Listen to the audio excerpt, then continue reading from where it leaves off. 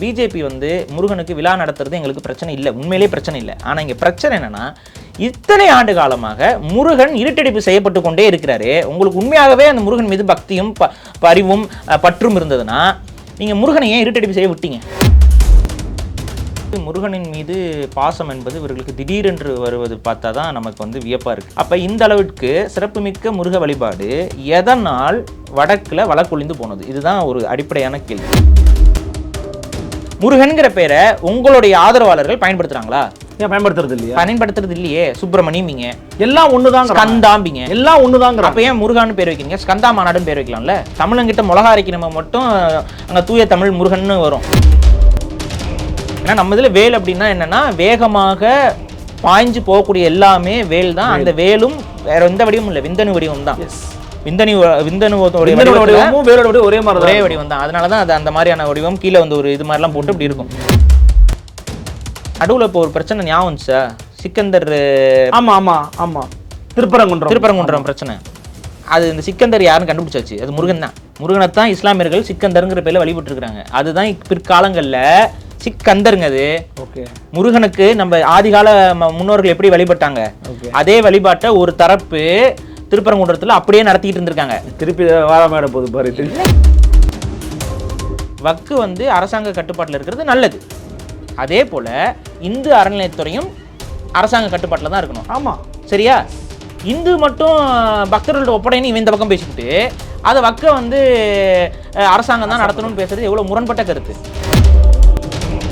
நீ என்ன வந்துட்டு உட்காந்து எங்களோட பக்தி எதுக்கு நீங்கள் வந்து தராசை வச்சு அளந்து பார்த்துக்கிட்டு இருக்கீங்க? எல்லாருக்கும் பக்தி இருக்குது, வழிபாடு இருக்குது, இறைவன் அதை எங்களை ஏற்கிறாரு. உங்களுக்கு என்ன பிரச்சனை? இப்படி இருந்தால் தான் ஏற்றுக்க முடியும், இப்படி இருந்தால் தான் என்ன? அப்படி இறைவன் வந்து சொல்ல சொன்னால் பரவாயில்ல. இறைவன் வந்து சொல்கிறாரு. அப்படி முருகனை வந்து பெரிய அளவு வந்து மக்கள் வந்து திரும்ப எடுத்து கொண்டாடுறாங்க. எதற்காக? கடவுளுங்கிறதுக்காக கிடையாது, தமிழின அடையாளம்ங்கிறதுக்காக. ரெண்டாவது, இன்னைக்கு வந்து முருகனை இவங்க மட்டும் தான் டேக் ஓவர் பண்ணாங்கன்னு சொல்ல, திராவிடமும் கொஞ்சம் பார்த்தீங்களா முருக பக்தர்களாக மாறிக்கிட்டே இருக்காங்க. மாநாடு முருகனுக்கு நாங்கள் தான் பெருசாக செலவிக்க போகிறோம். நீங்கள் முருகனுக்கு செலவிங்க, முருகனுக்கு தாடி கையில் கைத்தறியெல்லாம் கொடுத்துடாதீங்க, தந்தை முருகனுங்க அப்படின்னு சொன்னாலும் சொல்லிடுவாங்க.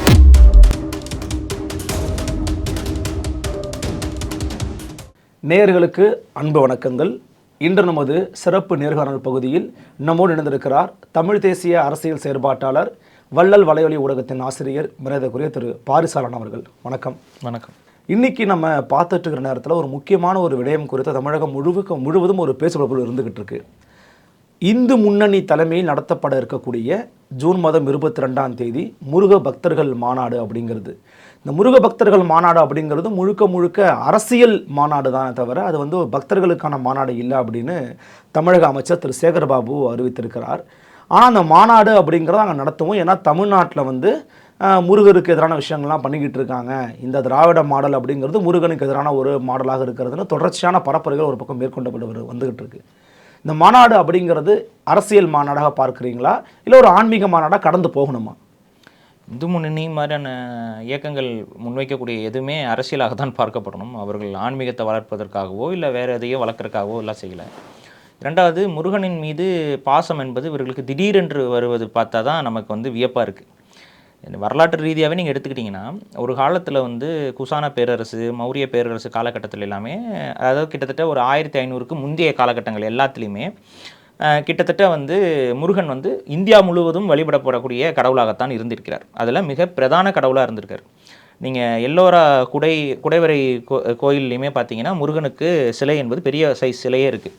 அதுபோக குசான பேரரசுடைய காயின்ஸ் இருக்குல்ல, நாணயங்கள், அந்த நாணயங்கள் எல்லாமே முருகனுடைய நாணயம் என்பது நாணயமாகவே வெளியிட்டிருக்கிறாங்க. இப்போ இதெல்லாமே நீங்கள் எடுத்து பார்த்தீங்கன்னா கிட்டத்தட்ட வந்து தமிழ்நாடு, வட இந்தியா எல்லா பக்கமுமே முருகனுடைய வழிபாடு என்பது ஒரே மாதிரியான ஒருமித்த வழிபாட்டு முறையாக இருந்திருக்கிறது அப்படிங்கணும். இப்போ நீங்கள் இந்த தென்பகுதியில் இருக்கக்கூடிய அந்த இந்து மதம் அப்படிங்கிறதுக்கு ஒரு 5 பிரிவுகள்லாம் சொல்லுவாங்கல்ல, அந்த பிரிவுலையுமே வந்து பார்த்தீங்கன்னா கௌமாரம் அப்படின்னு சொல்றது வந்து முருகனை மட்டுமே வழிபடக்கூடிய வித மார்க்கம்னு சொல்லுவாங்க. அப்போ இந்த அளவிற்கு சிறப்புமிக்க முருக வழிபாடு எதனால் வடக்கில் வழக்கொழிந்து போனது? இதுதான் ஒரு அடிப்படையான கேள்வி. அதற்காக தான் யோகியை கூப்பிட்டுருக்கோம், அதுக்காக தான் பவன் கல்யாணம் கூப்பிட்டுருக்கோன்றாங்க.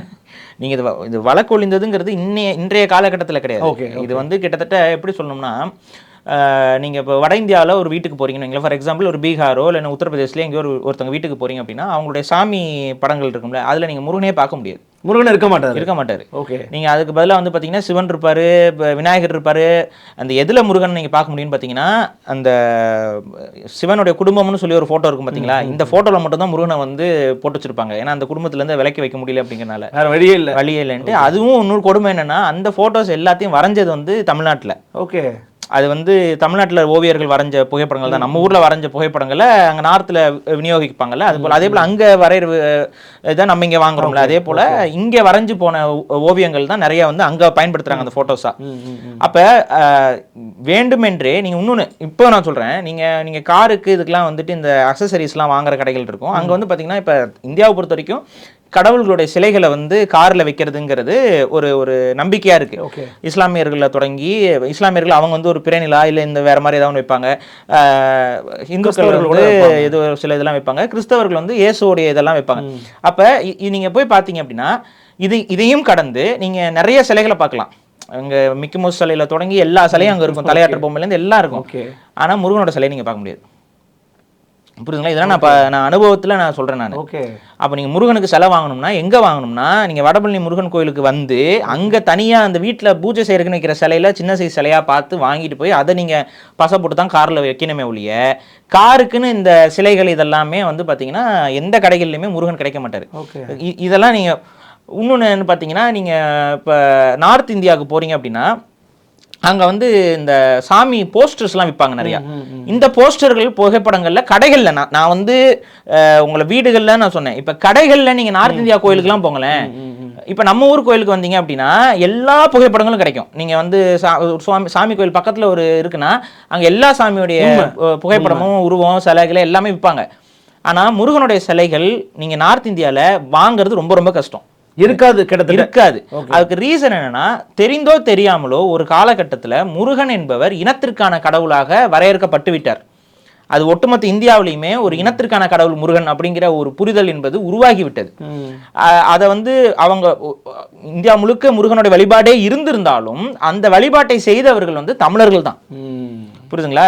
2000 ஆண்டுகளுக்கு முன்னாடி முருகனை இந்தியா முழுக்க மட்டுமில்ல உலகம் முழுக்க. இப்போ இங்கே வந்து இந்துத்துவவாதிகள் இப்போ ஒரு வேலையை பண்ணுறாங்க. இப்போ யாசிதிகள்னு சொல்லிட்டு இருக்கிறாங்க, ஒரு மக்கள் இருக்கிறாங்க அந்த அரபு பகுதிகளில் வாழக்கூடியவங்க. அவங்க வந்து குர்திஸ்தான் பகுதியில் இருப்பாங்க. அவங்க ரொம்ப சிறுபான்மை இனம். நீங்களா மிஞ்சி போனால் ஒரு 5 லட்சம் 6 லட்சம் பேர் தான் மொத்தமாகவே அந்த மக்கள் இருக்கிறாங்க. இப்போ அவங்களுடைய வழிபாடுங்கிறது என்ன அப்படின்னு அவங்களுக்குமே ஒரு முழுசாக தெரியாது. அவங்க பீகாக் காட் அப்படின்னு சொல்லி மயில் கடவுள் அப்படிங்கிற ஒரு கடவுளை அவங்க வழிபடுவாங்க. ஒரு பெரும் கொடுமை என்னன்னா, அங்கே மயில்களே கிடையாது. அவங்க வாழ்ற மயிலே இல்லை. மயில் கடவுள்னு ஒரு கடவுளை வழிபடுவாங்க. அதை எப்படி வழிபடுவாங்க பார்த்தீங்கன்னா, ஒரு மயில் தோகையை அப்படி வட்டமாக வரைஞ்சி வச்சு வழிபடுவாங்க. இதுதான் அவங்களுடைய அந்த கடவுளுக்கான உருவகம். அதுக்கப்புறம் என்ன பண்ணுறாங்க, அவங்களுடைய ஒரு பழைய கோயில் ஒன்று இருக்குது. அந்த யாசிதிகளுடைய அந்த கோயிலுடைய கட்டமைப்பு கிட்டத்தட்ட வந்து பார்த்தீங்கன்னா நம்ம இந்திய கோயில்களுடைய கட்டமைப்பில் அதே கோபுரம் அதே மாதிரியான இதில் தான் இருக்கும். நம்ம இதில் அந்த சிலைகள் இருக்கும். அது இல்லாமல் இப்போ நீங்கள் கிறிஸ்துவ சர்ச்சுகளுடைய கோபுரம் இருக்குல்ல, அந்த மாதிரியான கோபுரங்களாக இருக்கும். ஆனால் அவங்க ரொம்ப வருஷமாகவே கோபுர வழிபாடு. ஆரம்ப காலகட்டத்தில் சர்ச்சுகளில் கோபுர வழிபாடு கிடையாது, கோபுரமாக வைக்க மாட்டாங்க. இப்போ அதுக்கப்புறம் தான் சர்ச்சுகள் வந்து அதை அடாப்ட் பண்ணுறாங்க. அப்போ அவங்க ரொம்ப காலமாகவே இந்த கோபுர அமைப்பில் சாமி கும்பிட்ற வழக்கம். அவங்களோட எப்படின்னா, நீங்கள் அவங்களுடைய அந்த ஆன்மீகத்தன்மையில் இப்போ யூதர்கள் எடுத்துக்கிட்டீங்க அப்படின்னா அவங்க வந்து ஒரு சில விளக்குகள் ஏற்றுவாங்க. பல 6 விளக்குகள் வச்சு ஒரு விளக்கு ஏற்றுவாங்க. அதே போல் இவங்க வந்து ஒரு விளக்கு ஏற்றுவாங்க. அந்த விளக்கு வேறு எந்த விளக்கும் கிடையாது. நம்ம ஊரில் அன்னப்பறவையோடு இருக்கக்கூடிய குத்து விளக்கு இருக்கும் பார்த்துருக்கீங்களா? ஆமாம், அன்னப்பறவை வச்சு ஒரு அந்த வடிவத்தோட குத்து விளக்கு. அதே வடிவத்தில் அன்னப்பறவைக்கு பதிலாக மயில் இருக்கும் அங்கே. புரியுதுங்களா? மயில் இப்போ நம்ம ஊர்லயுமே மயில் மயில் குத்து விளக்கு இருக்கு. ஆனால் அதை விட அதிகமாக அன்னப்பறவை குத்து விளக்கு தான் நம்ம இப்போ கடையில் கிடைக்குது. நீங்கள் பழைய கால கோயிலெல்லாம் பார்த்தீங்கன்னா மயில் குத்து விளக்கு இருக்கும். அதே மயில் குத்து விளக்கு அப்படியே நம்ம ஊரில் எப்படி குத்து விளக்கு இருக்குமோ அதே மாதிரி குத்து விளக்கு அவங்க வச்சு வழிபடுவாங்க. அவங்களே அங்கே செய்கிறது. அது அதுக்கும் இதுக்கும் சம்பந்தம் கிடையாது. இங்கேருந்து யாரும் போய் கொடுக்கல அவங்களுக்கு. அதுக்கப்புறம் அவங்க கோயிலில் ஒரு வரைபடம் ஒன்று இருக்கும். அது எப்போ வரைஞ்சாங்க அப்படிங்கிறது தெரியாது. ஆனால் அந்த வரைபடத்துக்கு மேலே அவங்க திரும்ப திரும்ப வரைபடத்தை வரைஞ்சிக்கிட்டே இருக்கிறாங்க. காலங்காலமாக வரைஞ்சிக்கிட்டே இருக்காங்க. அந்த வரைபடம் வந்து பார்த்தீங்கன்னா முழுக்க ஒரு தமிழ்நாட்டு பெண் விளக்கேற்றுவது போல இருக்கும். புரியுதுங்களா? இப்போ இவங்க வந்து இந்த ஆய்வுகள் இதெல்லாம் வைத்து பார்க்கும் பொழுது அவங்க என்ன பண்ணுறாங்க, நம்ம வழிபடுற கடவுள் வந்து முருகன் தாங்கிறத ஒரு முடிவுக்கு வராங்க. எப்படின்னா இந்தியர்களோ இதவங்களாம் வழிபடுறதெல்லாம் வச்சு பார்க்கும்பொழுது இதெல்லாம். இப்போ இந்த பிஜேபி கவர்மெண்ட் என்ன பண்ணுதுன்னா, அவங்க கிட்டலாம் போய் பேச்சுவார்த்தை நடத்தி இப்போ வந்துட்டு கார்த்திக்ஸ்தான் அப்படின்னு சொல்லி ஒரு நாட்டை நீங்க கேளுங்க. அப்படி ஒரு நாட்டு, ஏன்னா அவங்க தனிநாடு கோரிக்கை அவங்க வச்சுட்டு இருக்காங்க. சரி. ஆனா அவங்க கார்த்திக்ஸ்தான் இந்த மாதிரிலாம் பேர்லாம் அவங்க வைக்கல. யாசிதிகளுக்குன்னு ஒரு நாடுன்னு அவங்க சொல்லிட்டு இருக்காங்க ரொம்ப நாளா. ஏன்னா குர்திஸ்தான் அங்கே இருக்கு. அதுக்கு பதில் யாசிதிகள் தனி. இவங்க இஸ்லாமியர்கள் கிடையாது, ஆனா அரபிகள். அதாவது அவங்க மொழி வந்து அரபி மாதிரி தான் இருக்கும். ஆனா உருது மொழி இல்ல, உருது மொழி கிடையாது. அவங்க எழுத்து வடிவம் இது எல்லாமே பாத்தீங்கன்னா உருது மொழி மாதிரி இருக்காது. இப்போ இவங்க என்ன பண்றாங்க, அவங்களுக்குன்னு ஒரு நாடு கேட்டுட்டு இருந்தாங்க. அதுக்கு நாடுக்கு வேற ஏதோ ஒரு பேர் வச்சிருந்தாங்க. இப்போ வந்து கொஞ்சம் இன்ஃப்ளூயன்ஸ் இதெல்லாம் போட்டு இது பண்ணி கார்த்திக்ஸ்தான் சொல்லி கேட்கணும் அப்படின்னு சொல்லிலாம் இப்போ இந்த பிஜேபி இதுல எல்லாம் போட்டுட்டு இருக்காங்க. இல்லை வேடிக்கை என்னன்னா, இந்த யாசிதிகள் தமிழர்களோடு தொடர்புடையவர்கள்ங்கிறத பல வருஷமா தமிழர்கள் நம்ம சொல்லிக்கிட்டே இருக்கிறோம். பல ஆய்வறிக்கைகளை கொடுத்து யாசிதிகள் வழிபாடு வந்து முழுக்க முழுக்க தமிழர் வழிபாடு. ஆய்வு இருக்கு, ஆய்வுகளே இருக்கு. பல ஆய்வறிஞர்கள் வந்து யாசிதிகள் வந்து முருகனைத்தான் வழிபடுறாங்க, முருகனை கடவுளா கொண்டு தான் வழிபடுறாங்க. அவங்க ஏதோ ஒரு காலகட்டத்தில் இங்க இருந்து வழிபாட்டை எடுத்துட்டு போயிருக்கணும். இல்லைன்னா வந்துட்டு நம்ம வணிகர்கள் அங்க போய் வழிபாடு செய்யறது, அங்க அந்த வழிபாடு பரவி இருக்கணும். ரெண்டுல ஏதோ ஒண்ணுதான் சொல்லி சொல்றாங்க. அப்படி இருக்கும் பொழுது இங்க தென்னக பகுதிக்கான கடவுளாகத்தான் முருகன் வந்து இன்றளவும் நம்ம நம்பிக்கையில இருக்கிறார். இப்ப நான் கேட்கறது என்னன்னா, இப்ப பிஜேபி வந்து முருகனுக்கு விழா நடத்துறது எங்களுக்கு பிரச்சனை இல்லை, உண்மையிலேயே பிரச்சனை இல்லை. ஆனா இங்க பிரச்சனை என்னன்னா, இத்தனை ஆண்டு காலமாக முருகன் இருட்டடிப்பு செய்யப்பட்டு கொண்டே இருக்கிறாரு. உங்களுக்கு உண்மையாகவே அந்த முருகன் மீது பக்தியும் அறிவும் பற்றும் இருந்ததுன்னா நீங்க முருகனை ஏன் இருட்டடிப்பு செய்ய விட்டீங்க? ஏன்னா இன்னைக்கு நான் கேட்குறேன், முருகன் இப்போ முருக பெருவிழான்னு நீங்கள் நடத்துறீங்க, இல்லை முருக திருவிழான்னு நடத்துறீங்க, ஏதோ ஒரு முருகன் பேரை பயன்படுத்துறீங்க. உண்மையாகவே முருகன்கிற பேரை உங்களுடைய ஆதரவாளர்கள் பயன்படுத்துறாங்களா? ஏன் பயன்படுத்துறது இல்லையா? பயன்படுத்துறது இல்லையே. சுப்பிரமணியம்பிங்க, எல்லாம் ஒண்ணுதாங்க. ஸ்கந்தாம்பிங்க, எல்லாம் ஒண்ணுதாங்க. அப்போ ஏன் முருகான்னு பேர் வைக்கிறீங்க? ஸ்கந்தா மாநாடுன்னு பேர் வைக்கலாம்ல. இப்போ புரியுதுங்களா சொல்றது? தமிழங்கிட்ட மிளகா அரைக்கணுமா மட்டும் அங்கே தூய தமிழ் முருகன்னு வரும்.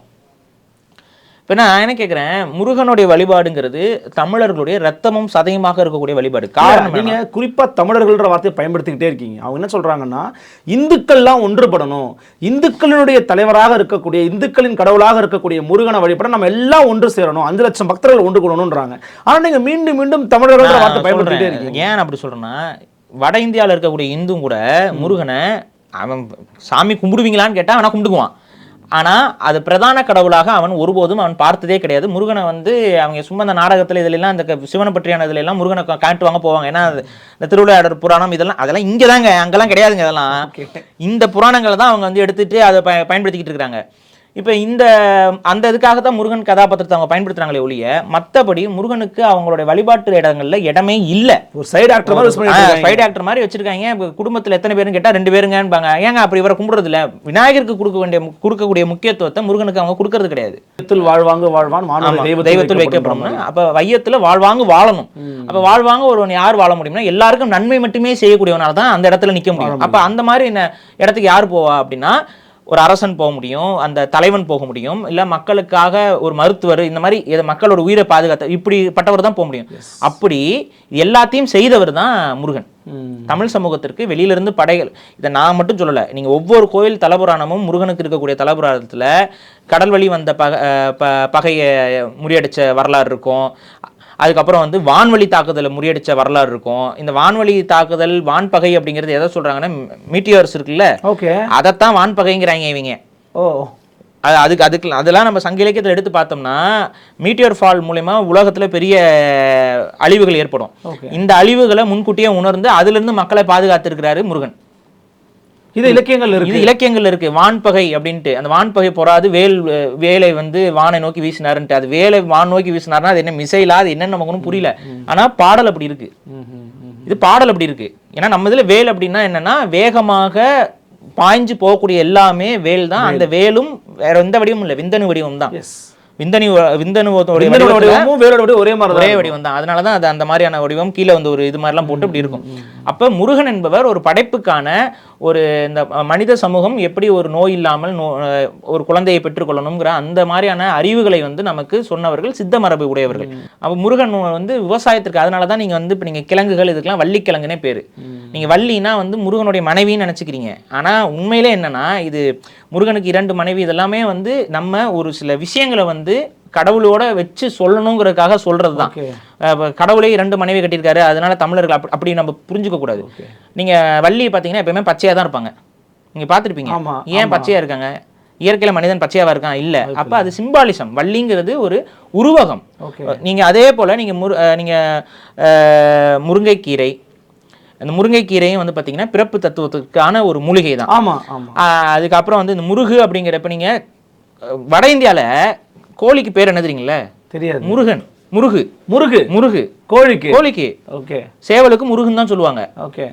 அது எல்லாமே இந்த முருகனுடைய அடையாளத்துக்குள்ள இருந்து எடுத்துட்டு போறது. முருகனுடைய அடையாளம் என்பது பல்கி பெருகி இருக்குது. எல்லாமே தமிழர் அடையாளமா தான் இருந்திருக்கு. அப்ப இந்த வள்ளி தெய்வயானை இந்த முறை இது எல்லாமே முருகனோட சிம்பாலிசம். ஓகே.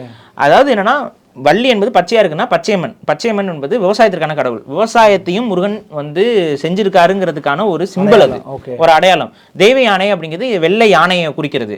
அந்த வெள்ளை யானைங்கிறது அன்றைய கால ஆசிவக மரபுடைய அடையாளம். அந்த ஆசிவக மதத்தையும் அவர் பெரிய அளவு வளர்த்திருக்காருங்கிறதுனால இந்த வெள்ளை யானை இது ரெண்டையும் மனைவியாக ஒரு வைக்கக்கூடிய ஒரு எப்படி சொல்றதுன்னா ஒரு ஐடியாலஜிக்கலா அன்னைக்கு நம்ம மக்கள் புரிஞ்சுக்கணுங்கிறதுக்காக அந்த 2 மனைவிகள் போல காட்டப்படுறது. இந்த இதெல்லாமே வந்து 2 பேரோட அவர் வாழ்ந்தாரு, அவருக்கு அதுக்கு ஒரு பின்னாடி ஒரு கதையெல்லாம் வரும் பார்த்தீங்களா? வள்ளியை மணக்கிறதுக்கு வந்து ஒரு வேஷம் போட்டு போனார். இதெல்லாம் வந்து பிற்கால கதைகள்.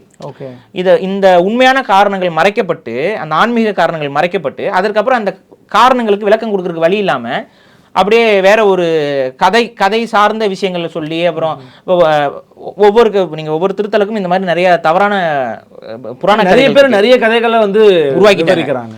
ஏன்னா மரபு ரீதியாகவே தமிழர்கள் முருகனை என்னைக்குமே விட்டு கொடுத்ததில்ல. வேற மதத்துக்கே மாறி இருந்தாலும் முருகனை எப்படியாவது உள்ள இழுத்துக்கிட்டாங்க. அப்ப அந்த இடத்துல பிஜேபி வேறுபடுது நினைக்கிறீங்க? நான் சொல்றேன், நடுவுல இப்போ ஒரு பிரச்சனை ஞாபகம் வந்துச்சா? சிக்கந்தர். ஆமா ஆமா ஆமா. திருப்பரங்குன்றம் பிரச்சனை. அது இந்த சிக்கந்தர் யாருன்னு கண்டுபிடிச்சாச்சு. அது முருகன் தான்.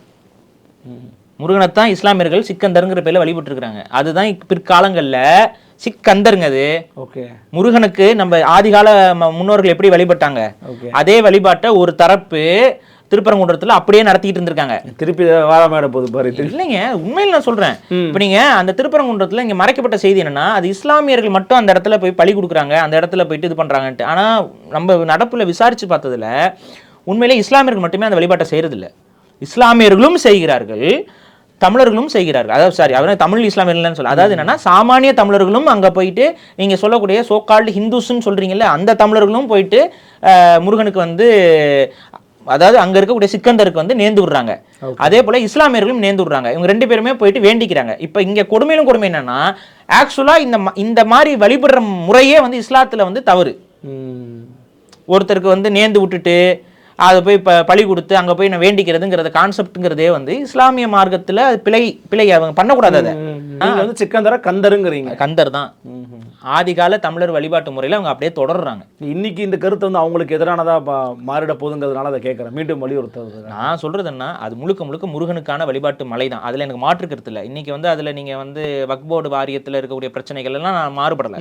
வக்ஃப் வாரியம்ங்கிறது அவங்களுக்கான உரிமை. நான் என்ன சொல்கிறேன், வக்ஃப் பிரச்சனையே நான் அதிகமாக பேசலை. நீங்கள் இப்போ பார்த்துருப்பீங்க. நான் என்ன சொல்கிறேன், வக்ஃப் வந்து அரசாங்க கட்டுப்பாட்டில் இருக்கிறது நல்லது. அதே போல் இந்து அறநிலையத்துறையும் அரசாங்க கட்டுப்பாட்டில் தான் இருக்கணும். ஆமாம், சரியா? இந்து மட்டும் பக்தர்களோட ஒப்படைன்னு இவன் இந்த பக்கம் பேசிவிட்டு அதை வக்ஃபை வந்து அரசாங்கம் தான் நடத்தணும்னு பேசுறது எவ்வளோ முரண்பட்ட கருத்து. நான் தான் சொல்கிறேன், 2மே அரசாங்க கட்டுப்பாட்டில் இருக்கட்டும். அரசாங்கம் மக்கள் கட்டுப்பாட்டில் இருக்குது, அவ்வளோதானே, முடிஞ்சதில்லை, பிரச்சனை சால்வ்டு. மதங்கள் வந்து தனித்துலாம் ஒன்றும் போயிட்டு அதெல்லாம் வேணாம்ப்பா. ஏன்னா இங்கே இருக்கக்கூடிய நிறைய கோயில்கள் இருக்குது, நிறைய மாஸ்குகள் இருக்குது, நிறைய சர்ச்சுகள் இருக்குது, எல்லாமே அரசாங்க கட்டுப்பாட்டுக்குள்ளேயே இருக்கட்டும். நான் சொல்கிறேன், சர்ச்சையுமே அரசாங்க கட்டுப்பாட்டுக்குள்ளே கொண்டு வாங்கங்கிறேன் நான். வழிபாட்டு தலங்கள் அரசு கட்டுப்பாட்டில் இருக்கட்டும், அதில் மக்கள் வழிபடுறாங்க, மக்களோட வரி பணத்தை வச்சு அந்த வழிபாட்டு கட்டணங்களை நீங்கள் நிர்வகிங்க, பண்ணுங்க, ஒன்றும் பிரச்சனை இல்லை எங்களுக்கு. எல்லாருமே, ஆனால் எல்லாமே சமமாக இருக்கணும். அவருக்கு வெளியில் விட்டு என்ன உள்ள அப்படிலாம் இருக்கக்கூடாது. எல்லாம் வச்சுனா எல்லாத்தையும் உள்ளே விட்டினா எல்லாத்தையும் வெளியே விடு, அதெல்லாம் மாற்று கருத்து இல்லை எனக்கு. ஆனால் இங்கே வெளியே விடும்போது இங்கே பிரச்சனை இருக்குது. இப்போ இஸ்லாமு கிறிஸ்துவங்கிறபோது வெளியில் இருக்கும்போது அது வெளியிலேயே இருந்துச்சு. ஆனால் இது வந்து வெளியில் விடும்பொழுது ஒரு குறிப்பிட்ட சமூகம் வந்து அதை டேக் ஓவர் பண்ணியிருக்குங்கிற ஒரு பிரச்சனை இருக்குது. ஸோ அதனால் நம்ம சொல்கிறோம், அது அந்த அரசாங்க கட்டுப்பாட்டிலே இருக்கிறது நல்லது எல்லாமே. இப்போ இந்த விஷயத்தில் என்ன சொல்கிறேன்னா, வக்ஃப் வாரியத்தில் சில முறைகேடுகள் நடந்திருக்கு, சில நில அபகரிப்புகள் நடந்திருக்கு. அந்த மலை முழுக்க வக்ஃபுக்கு சொந்தம்ங்கிற அந்த நெரேஷனுக்குள்ள அதை வந்து நான் விரும்பலை. அது இல்லவும் இல்லை, அப்படி ஏற்றுக்கொள்ளவும் முடியாது. அது வக்ஃபுக்குள்ளே வராது. ஏன்னா வேற ஒரு வழிபாட்டு தலத்தை வக்ஃப் நிலமாக அறிவிக்கவே முடியாது, இஸ்லாமியர்கள் அறிவிச்சிருக்கவே கூடாது. புரியுதுங்களா? அது அவங்க மரபுலேயே இருக்கு. அவங்களுடைய சட்டத்திலேயே வேற ஒரு வழிபாட்டு தலம் வக்ஃபாக மாறாதுங்கிறது அவங்க வக்ஃப் சட்டத்திலே இருக்கு. அது எப்படி அப்புறம் வக்ஃப்னு எடுத்துக்க முடியும்? ஸோ அதை வந்து நம்ம வந்து அது இல்லை, மாறாக அங்கே வழிபாடுங்கிறது அது முருகனுடைய வழிபாடு தான், அதில் எனக்கு மாற்று கருத்து இல்லை. அதனால் அதை நிறுத்தணும், அந்த வழிபாட்டை நடத்த விடாமல் செய்யணுங்கிறதுக்கு நான் எதிராக இருக்கேன். ஓகே, அவங்களுக்கான அந்த வழிபாட்டு முறையை உரிமையை கொடுத்துருக்காங்க. அவங்க ஒரு பக்கம் போய் ஏங்க அது வந்து இந்த பக்கம் போகிறது இல்லைங்க, அவங்க சுற்றி வேற பக்கம் ஏறி போயிட்டு அங்கே போயிட்டு அவங்க பழி கொடுத்து வழிபட்டு இருக்காங்க. நீ அங்கே பழியே கொடுக்கக்கூடாதுன்னு சொல்கிற பாருங்க, இதுதான் எங்கள் பிரச்சனை. ஓகே, இப்போ இந்த பிரச்சனை எங்கே போய் நிற்கும்னு பார்த்தீங்கன்னா, இப்போ வந்து இப்போ தான் வந்துட்டார்ல திருவண்ணாமலையில் வந்து நான்வெஜ் கடையே நடத்தக்கூடாதுன்ட்டு. இப்போ புனித நகர அறிவிச்சா நடத்தக்கூடாதுங்கிறாங்க. அவங்க கண்ணப்ப நாயனார் இருக்காரு, இந்த கதையை வந்து நான் அர்ஜுன் சம்பத்துக்கு நான் தான் நடத்தணுமா? கண்ணப்ப நாயனார் பற்றி உங்களுக்கு தெரியாதா? கண்ணப்ப நாயனார் அப்போ என்ன நாயனார் கிடையாதுன்னு சொல்லி விரட்டி விட்ருவோமா? அவர் என்னங்க பண்ணார்? அவர் என்ன காட்டில் வேட்டையாடிட்டு இருக்காரு, அங்கே வராரு, பார்க்குறாரு ஒரு சிவலிங்கம் இருக்குது, ஆனால் கடவுள் சிவலிங்கம் இருக்காருன்னு சொல்லிட்டு அவர் வேட்டையாடுற பொருட்கள் எல்லாத்தையும் கொண்டு வந்து மானை வேட்டையாடினா மானு, பண்ணி வேட்டையாடினா பண்ணி, எருமை வேட்டையாடினா எருமைன்னு சொல்லி எல்லாத்தையும் படைச்சிக்கிட்டு இருக்காரு. அவர் படைச்சிக்கிட்டு இருக்கும்போது ஒரு நாள் வந்து ஒரு ஒரு ஒரு பூசாரி வராரு, வந்து பார்த்தோன்னே கறியெல்லாம் வச்சுட்டு கடவுள் முன்னாடி ஐயோ அபச்சாரம் அபச்சாரம் சொல்லிட்டு என்ன பண்ணுறாரு, அது எல்லாத்தையும் நீக்கி போடுறாரு. அப்படி நீக்கும் பொழுது சிவன் தோன்றி இல்லை, அவர் சபிக்கிறார் அந்த ஆளை, இப்படிலாம் பண்ண நாசமாக போகணும்னு சபிக்கிறார். சபிக்கும் போது இறைவன் தோன்றி என்ன சொல்கிறாருன்னா, அப்படிலாம் இல்லை, அவனோட பக்தி வந்து தூய்மையானது, அவனோட பக்தி என்னங்கிறது நீ புரிஞ்சுக்கோன்னு சொல்லிட்டு நீ ஓரமானில்னு சொல்லிட்டு ஓரமானிக்க சொல்லிடுறாரு. அதுக்கப்புறம் இவர் கண்ணப்பர் வந்து வர, அவர் பேர் என்னவோ, அதுக்கப்புறம் தான் அவர் பேர் கண்ணப்பர் வராரு. வந்துட்டு ஒரு வேடன், அவர் வந்துட்டு நல்ல ஒரு மான்கறி எடுத்து பிடிச்சி வைக்கிறாரு கடவுளுக்கு. அது வைக்கும்பொழுது எது சுவையான கறின்னு பார்த்து சோச்சு பார்த்து வைக்கிறாரு, இது நல்லா இருக்குது, இதை சாப்பிடு சிவனேன்னு சொல்லிட்டு வைக்கிறாரு. ஒன்றா வச்சுட்டு இருக்கும்போது இவர் பார்த்துட்டு ஐயோ அபச்சாரம் பண்ணுறானே, கடவுளும் நம்மளை உட்காந்து வேடிக்கை பார்க்க சொல்கிறாரு. அடுத்து என்ன பண்ணால் அந்த சிவனுடைய ஒரு கண்ணுலேருந்து, கண்ணுனா ஓட்டை, அந்த சிவலிங்கத்தில் இருக்க ஒரு ஓட்டையிலேருந்து அப்படியே ரத்தம் கசியுது. ரத்தம் கசிஞ்சோடனே என்னடா அப்படின்னு சொல்லி பார்த்துட்டு என்ன பண்ணுறாரு, அந்த இடத்துல இன்னொரு கண்ணு வச்சிட்டோம்னா பிரச்சனை இல்லை போலன்னு சொல்லிட்டு தன்னுடைய ஒரு கண்ணை நோண்டி அந்த இடத்துல வைக்கிறார். உடனே அங்கே ரத்தம் கசிகிறது நின்றுது. பரவாயில்லையே, இறைவனுக்கு ரத்தம் கசியில் நின்றுச்சு அப்படின்னு சொல்லிட்டு அப்போ என்ன பார்க்குறாரு, மறுபக்கம் கண்ணுலையும் இது வருது. இப்போ கண்ணுனா அந்த ஓட்டைன்னு சொன்னால, இப்போ இந்த ஓட்டையில் வைக்கணும் அப்படின்னா இவருக்கு ஒரு கண்ணு இல்லை, இப்போ ஒரு கண்ணு தான் இருக்கு. அப்போ எப்படி அந்த இன்னொரு ஓட்டையில் கரெக்டாக வைக்கிறது? அப்போ என்ன பண்ணுறாரு, எந்திரிச்சு தன்னுடைய பெருவரலால் அந்த ஓட்டையில் கால் வைக்கிறாரு. அந்த சிவலிங்கத்துடைய ஒரு பெருவரல், அந்த பெருவரலை பயன்படுத்தி ஒரு ஓட்டையில அடையாளத்துக்கு, இப்போ நமக்கு கண்ணு தெரியலன்னா ஒரு அடையாளத்துக்கு வைப்போம்ல, அந்த மாதிரி தன் காலை வந்து அடையாளத்துக்கு வச்சுட்டு மறு கண்ணையும் பிடுங்கி அந்த ஓட்டையில வைக்கிறாரு. இதை வந்து பார்த்தோன்னே அங்கேருந்து அந்த பூசாரிக்கு தலைகால் சுற்றிருச்சு, என்னடா பக்தியில் முரட்டு பக்தியாலடா இருக்குது அப்படின்னு. அப்போ வந்துன்னு அப்புறம் சிவன் வந்து தோன்றி திரும்ப வந்து கண்ணப்பரை வந்து ஆட்கொண்டுக்கிறார். அப்போ அவர் ஜீவ சமாதி அடைகிறார். இதுதான் வந்து கண்ணப்பர் வந்து ஏற்றுக்கொள்வது, அந்த பக்தியோட உண்மையான பக்திக்கு அவர், இதுதான் கண்ணப்ப நாயனார். இப்போ கண்ணப்பர் வந்து அசைவம் படைச்சாரு, சிவனே அதை ஏற்றுக்கிறார்ல. நான் என்ன சொல்கிறேன், உங்கள் கடவுளே எங்களை அக்செப்ட் பண்ணுறாரு. நாங்கள் படைக்கிறது என்னங்கிறது முக்கியம் கிடையாது, படைக்கும் போது எங்களுடைய உணர்வு என்னங்கிறது தான் முக்கியங்கிறத யாருக்கு பாடம் எடுத்துகிட்டு போயிருக்காரு, உங்களுக்கு தான் பாடம் எடுத்துகிட்டு போயிருக்காரு. கூப்பிட்டு வச்சு உட்கார வச்சு சாட்சி ஆக்கி வச்சிருக்காரு, நீங்களும் கதை எழுதி வச்சிருக்கீங்க. திரும்ப வந்துட்டு வந்து திருவண்ணாமலையில் யாரும் அசைவம் சாப்பிடக்கூடாதுன்னா என்ன அரசியல்? இப்போ நம்ம இதுலையுமே வந்து பார்த்தீங்கன்னா நல்ல காரியங்களுக்கு வந்து அசைவம் சமைச்சு போட மாட்டாங்க. நீங்கள் உங்களுக்கு தெரியும், தென் மாவட்டங்களை விட்டுருங்க, தென் மாவட்டங்களில் நல்ல காரியம் நடக்காது. தென் மாவட்டங்களை விட்டுருங்க, தென் மாவட்டங்களை விட்டு மற்ற எல்லா மாவட்டங்கள்லையுமே வந்து பார்த்தீங்கன்னா கல்யாணத்திற்கு இந்த மாதிரி வளைகாப்புக்கு இது மாதிரி எல்லாம் பார்த்தீங்கன்னா சைவ சாப்பாடு தான் இருக்கும். புதுமனை போக, ஆமாம், கருமாதிக்கு வந்து பார்த்தீங்கன்னா கறி விருந்து போடுவாங்க, அசைவம் போட்டு கறி விருந்து போடுவாங்க. ஸோ இதுதான் வந்து தமிழருடைய வாழ்வியல், நீங்கள் பொதுவாக புரிஞ்சுக்கிட்டேன். அப்போ அசைவம் நம்ம சாப்பிட்றதா இருந்தாலும் புனித நாட்களில் இல்லை புனித இதுகளுக்கெல்லாம் நம்ம சாப்பிட்றது தவிர்த்துருவோம். இது எங்களுக்கு தெரியும், எப்போ தவிர்க்கணும் எப்போ சாப்பிடணுங்கிறது எங்களுக்கு தெரியும். ஆனால் ஊர்லேயே நீ சாப்பிடக்கூடாது, இதுதான் இந்துத்துவாங்கிறது. ஏன்னா எனக்கு சாமி கும்பிடாமல் இருக்கிறோம், எங்கள் வீட்டில் நான் சொல்கிறேன், எங்கள் அம்மா சாமி கும்பிட்ற அளவுக்குலாம் உங்களால் சாமி கும்பிடவே முடியாது, அந்த அளவுக்கு சாமி கும்பிட்றவங்க எல்லாம். நீங்கள் என்ன வந்துட்டு உட்காந்து எங்களோட பக்தியை எதுக்கு நீங்கள் வந்து தராசை வச்சு அளந்து பார்த்துக்கிட்டு இருக்கீங்க? எல்லாருக்கும் பக்தி இருக்குது, வழிபாடு இருக்குது, இறைவன் அதை எங்களை ஏற்கிறாரு, கண்ணப்ப நாயனாரை ஆட்கொள்கிறாரு. இப்போ உங்களுக்கு என்ன பிரச்சனை? இப்படி இருந்தால் தான் ஏற்றுக்க முடியும், இப்படி இருந்தால் தான் இல்லை அப்படி இறைவன் வந்து சொல்ல சொன்னால் பரவாயில்ல. இறைவன் வந்து சொல்கிறாரு அப்படி, எப்படி இருந்தாலும் பக்தி தாண்டா எனக்கு முக்கியம், அவர் என்ன சாப்பிட்டாலும் நான் ஏற்றுக்குவேன், எப்படிப்பட்டவராக இருந்தாலும் நான் ஏற்றுக்குவேன். அப்போ எங்களிடம் பக்தி இருக்குது, இந்த பக்தியில் கொண்டு வந்து நீங்கள் அரசியலை புகுத்தாதீங்க. இல்லை அதுக்கு ட்ரை பண்ணுற பாஜகவுக்கு கெயின் கிடைக்குமா இந்த முறை? ஏன்னா இப்போ பிஜேபி தான் அதில் லீட் பண்ண போகிறாங்கிறது பச்சையாக தெரியுது நமக்கு. ஒரு 5 லட்சம் பேரை கூட்டிடுவோங்கிறாங்க. நீங்கள் சொல்கிற மாதிரி முருகன் மீது இருக்கக்கூடிய பக்தியை அறுவடை பண்ணுறதுக்காக தான் அந்த மாநாடு அப்படின்னா அதில் அவங்களுக்கு வெற்றி கிடைக்குமா? கண்டிப்பாக கிடைக்காது, கண்டிப்பாக கிடைக்கும். ஏன் நான் சொல்கிறேன்னா, இன்றைக்கி தமிழர்கள் எல்லாருக்குமே இனம் சார்ந்த புரிதல் என்பது அதிகரிச்சிருச்சு. முன்னாடி மாதிரி இல்லை. இனம் சார்ந்த புரிதல் என்பது தமிழ் தேசிய அரசியலோட வளர்ச்சிக்கு பின்னால் கண்டிப்பாக அவர்களுக்கு தெளிவாக தெரிகிறது. அதனால் முருகனை வந்து இன்னைக்கு நீங்கள் முன்னாடி இருந்ததை விட முருகனுக்கு வந்து பல வடிவங்கள், பல சிலைகள், விற்பனைகள் அதிகரிச்சு, புதிய படங்கள் எல்லாம் உருவாகி வந்துகிட்டு இருக்கு. அப்போ முருகனை வந்து பெரிய அளவு வந்து மக்கள் வந்து திரும்ப எடுத்து கொண்டாடுறாங்க. எதற்காக? கடவுளுங்கிறதுக்காக கிடையாது, தமிழின அடையாளம்ங்கிறதுக்காக. ஓகே, புரியுதுங்களா?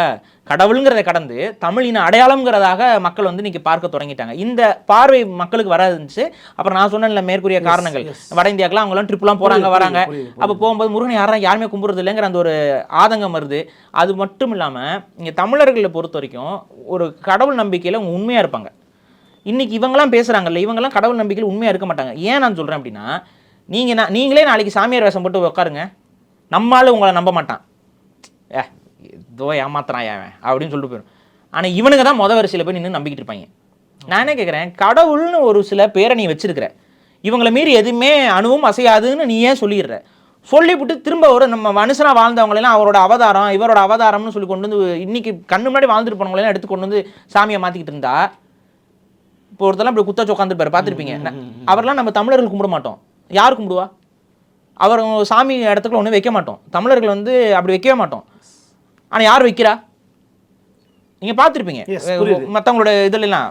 இன்னைக்கு தமிழக முதல்வரோட வீட்டில் கூட அந்த சிலைகள் வந்துடுது. அதெல்லாம் நம்ம எங்கே போய் தலையை அடிச்சுக்கிறதுன்னு தெரியல. அமைச்சர்கள் ட்ரிப்புக்கே போகிறாங்க. ஆமாம்.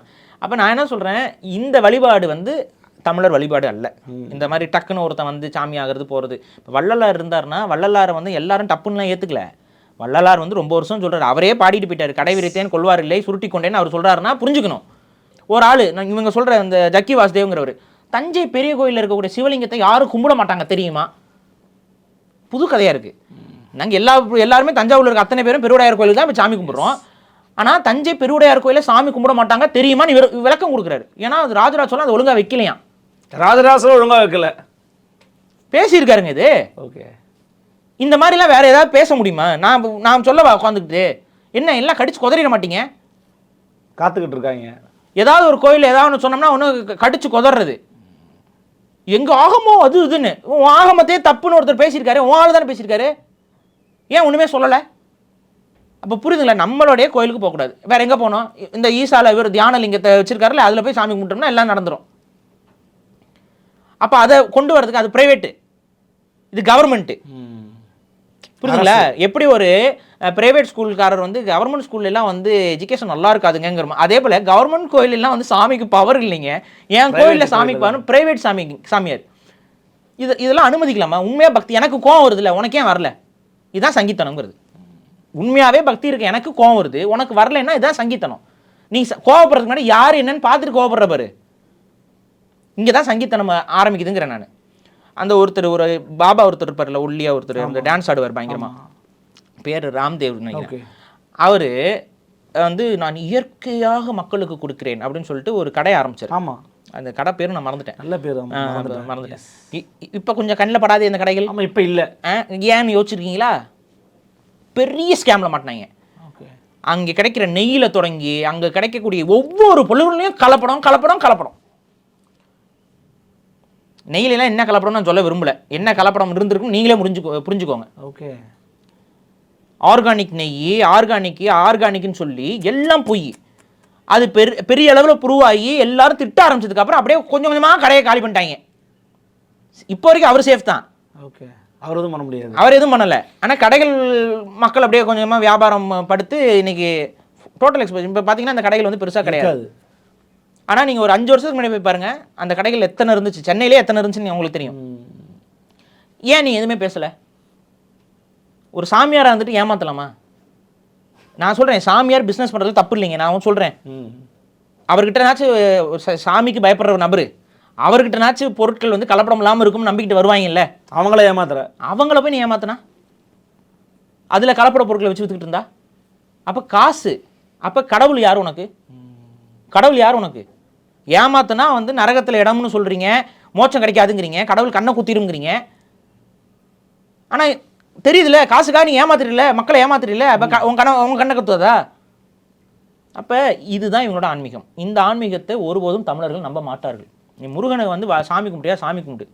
ஆனால் முருகனை என்னமோ இவங்க தான் வந்து என்னமோ தூக்கி நிப்பாட்டுற மாதிரியும், நான் என்ன சொல்கிறேன், சரி முருகன் மாநாட்டுக்கு வாங்க, வரக்கூடிய அத்தனை பேரும் அழகு குத்துங்கள். நாங்கள் சொல்கிறேன் சில வழிபாடுகள் சொல்கிறோம், அந்த வழிபாடெல்லாம் செய்யுங்க. எத்தனை பேர் செய்கிறீங்கன்னு பார்ப்போம். செய்ய வைப்பீங்க. செய்கிறவன் யாருன்னு நான் சொல்லவா? செய்கிறவன் அத்தனை பேர் தமிழன் தான் செய்வான். உண்மை. அதுதான் தமிழ் இனம். நாங்கள் உடலை வருத்தி நாங்கள் வழிபடுவோம். உன்னாலலாம் முடியாது, சொன்னால் கேளு. முருகனோட வழிபாடெல்லாம் கொஞ்சம் ரொம்ப வேற லெவலில் இருக்கும். அதனால் உனக்கு அதெல்லாம் ஒத்து வராது. தமிழர்கள் நாங்கள் வழிபட்டுக்கிறோம், நாங்கள் சாமி கும்பிட்டுக்கிறோம். உங்களுக்கு நீங்கள் இது வரைக்கும் என்ன சாமி கும்பிட்டுருங்க அதை கும்பிட்டுருங்க, நான் அதில் எந்த ஒரு பிரச்சனையும் இல்லை. ஆனால் முருகனை வந்து இந்த டேக் ஓவர் பண்ணுற வேலையெல்லாம் பண்ணாதீங்க. ரெண்டாவது, இன்றைக்கி வந்து முருகனை இவங்க மட்டும் தான் டேக் ஓவர் பண்ணாங்கன்னு சொல்ல, திராவிடமும் கொஞ்சம் பார்த்தீங்களா முருக பக்தர்களாக மாறிக்கிட்டே இருக்காங்க. மாநாடு முருகனுக்கு நாங்கள் தான் பெருசாக செலவைக்க போகிறோம். நீங்கள் முருகனுக்கு செலவிங்க. முருகனுக்கு தாடி கையில் கைத்தறியெல்லாம் கொடுத்துடாதீங்க. ஓகே, பண்ணாலும் பண்ணுவீங்க. எனக்கு என்னமோ பயமாக இருக்குது. எனக்கு வாய்ப்பு இருக்குன்னு வாய்ப்பு இருக்குங்க. ஓகே, ஏன் முருகனுக்கு தாடி வளராதா? ஏன் முருகன் கைத்தறி வச்சு நடத்த மாட்டாரா? என்னங்க முருகன் வேற மாதிரி இருக்காரு, தந்தை முருகனுங்க அப்படின்னு சொன்னாலும் சொல்லிடுவாங்க. நான் சொல்கிறேன், இது இந்த வேலையை பண்ணாதீங்க. சாமிக்கு செலவிங்க, அதில் எந்த குறைபாடும் இல்லாமல் தமிழர்களுடைய மெய்யியல் கோட்பாட்டில் எந்த குழப்பமும் ஏற்படுத்தாமல் நீங்கள் சிலைகள் வைக்கலாம், தாராளமாக வைக்கலாம். இவ்வளோ தான் நான் சொல்ல முடியும். ஆனால் அது எல்லாமே ஏன் இப்போ நடக்குது? கொடுமையிலும் கொடுமை நான் சொல்லவா, எடப்பாடி பழனிசாமி அவரோட ஆட்சி காலகட்டத்தில் தான் தைப்பூசத்துக்கு வந்து விடுமுறை, அரசு விடுமுறையே வந்துச்சு. அது வரைக்கும் தைப்பூசத்தை நீங்கள் எங்கடா பண்ணீங்க? சரி, தைப்பூசத்துக்கு ஏதாவது நார்த்தில் ஏதாவது ஹாலிடே இல்லை, அதெல்லாம் எதுவும் கிடையாது. இப்போ இந்த முருகன் மாநாட்டில் அப்படி ஒரு தீர்மானம், நார்த் இந்தியாவில் அப்படி அமித்ஷாலாம் வருவார்ல, வரும்போது அப்படியே ஒரு தீர்மானம். சார் வந்து தைப்பூசத்துக்கு உலகம் முழுக்க நாங்கள் தமிழர்கள் கொண்டாடிக்கிட்டு இருக்கோம். இப்போ நார்த் இந்தியாவில் வேலை செய்கிற தமிழர்களும் கொண்டாடுறாங்க. நார்த் இந்தியாவும் நீங்களும் சேர்ந்து கொண்டாடலாம், ஒன்றும் தப்பு கிடையாது. தைப்பூசத்துக்கு ஒரு கவர்மெண்ட் ஹாலிடே கொஞ்சம் கொடுத்தீங்கன்னா நாங்கள் முருகனை டெவலப் பண்ணிக்குவோம்னு சொல்லாமே. நீங்கள் அதெல்லாம் சொல்ல முடியாது. அரசியலுக்காக பயன்படுத்தலாம். தமிழ் தேசியம் வந்ததுக்கு அப்புறம் பல தமிழ் தேசியவாதிகள் தொடர்ச்சியாக தைப்பூசத்துக்கு விடுமுறை உண்டா, தைப்பூசத்துக்கு விடுமுறை உண்டான்னு பேசி சீமான் அவர்கள் போய் எடப்பாடி, அவரும் எடப்பாடியாக வந்துச்சு இல்லை, சீமான் அவர்கள் போய் மனு கொடுத்தாரு. இப்போ கொடுத்து நீங்கள் வந்து பண்ணுங்க அப்படின்னு சொன்னோடனே, ஆமாம்ல என் பேரும் கூட பழனிசாமி தாங்க, நானே முருகன் பக்தன் தாங்க, எனக்கு இது தோணாமல் போயிடுச்சுன்னு சொல்லி நான் கண்டிப்பாக பண்ணுறேன்னு சொல்லிட்டு பண்ணார். ஏன்னா ஒரு தமிழராக இருந்தனால அவரும் பண்ணிட்டார். அப்போ இவ்வளோ ஆண்டு காலம், இதுக்கு முன்னாடி சொல்றீங்க 70 ஆண்டு கால திராவிட ஆட்சி அதெல்லாம் சொல்கிறீங்களே, அந்த 70 ஆண்டு கால திராவிடம் என்றைக்கே அதை பற்றி யோசிச்சுதா? இன்றைக்குமே தமிழர்கள் இழிவுபடுத்துறதுக்கு நீ என்ன பண்ணுற? முருக வழிபாட்டை தானே. இப்போ சமீபத்தில் ஒரு மார்ச் பாஸ்ட் பண்ணாங்க, ஞாபகம் இருக்கா? திராவிட இயக்கத்தை சார்ந்தவங்க வந்து செருப்பெல்லாம் வாயில் குத்திக்கிட்டு, செருப்பு வேல் மாட்டிக்கிட்டு, அதுக்கப்புறம் செருப்பை வந்து யாரோட வழிபாட்டை கொச்சப்படுத்துகிற? அது பண்ணி பார்த்துருப்பாங்க. ஓகே, அது முருகனுக்கு நாங்கள் செய்கிற வழிபாடு, அதை தானே கொச்சப்படுத்தி வச்சுருக்க. அப்போ ஒரு பக்கம் அசிங்கப்படுத்துகிற, ஒரு பக்கம் நாங்கள் தான் வந்து, அப்போ என்ன சொல்ல வரீங்க? உண்மையாக நீங்கள் வந்து முருகனை வழிபட்டு போங்க. நாங்கள் என்ன சொல்கிறோன்னா, முருகனை நீலாம் ஒன்றும் கிளிக்கவே வேணாம், நாங்களே பார்த்துக்குறோம். எங்கள் வீட்டில் முருகன் இருக்கார், எங்களுடைய கோயிலில் முருகன் இருக்கார், நாங்கள் வந்து முருகனுக்கு வெள்ளிக்கிழமை நாங்கள் விரதம் இருப்போம், இது எங்கள் பழக்கம்ப்பா, நாங்கள் பார்த்துக்குறோம். நீங்கள் யாரும் வந்து இன்னும் செய்ய தேவையில்லை. பிஜேபி வந்தோமா, சாமி கும்பிட்டோமா, போனோமான்ட்டுருங்க.